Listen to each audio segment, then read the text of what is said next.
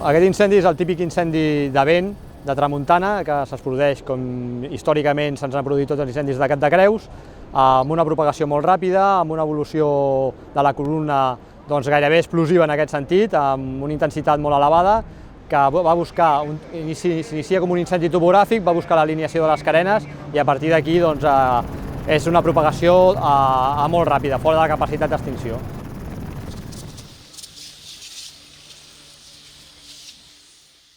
Aquest incendi, i degut a la violència, va generar molts focus secundaris, uns a gran distància, que ha sigut un dels grans problemes per a l'estabilització de l'incendi durant tot el dia d'ahir i aquesta matinada i avui.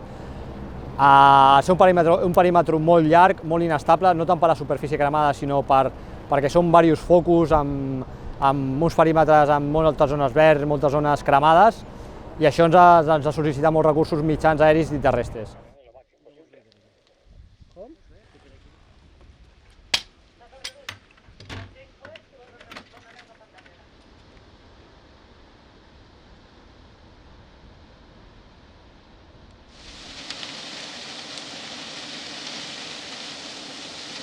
Operativament, ja estem, com ja ens donen a la formació, és un incendi de vent. Els incendis de vent es caracteritzen per una molt ràpida propagació, velocitats molt elevades fora de la capacitat d'extinció, ens fa que no puguem treballar directament al cap degut per el número de focus secundaris, per una columna molt baixa, molt tirada al terra.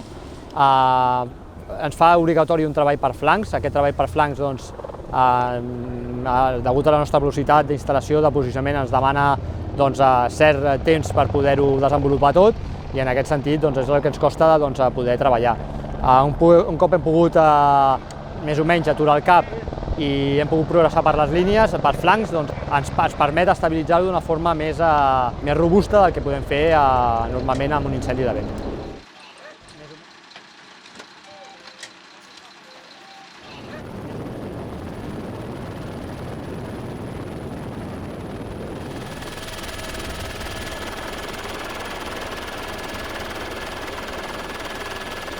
A veure, aquesta segona jornada, malgrat no hi hagi hagut unes columnes molt aparatoses, unes grans longituds de flama, sí que ha sigut una jornada de molt treball i molt intens i molt dur per les dotacions terrestres, per dotacions mitjans aèries.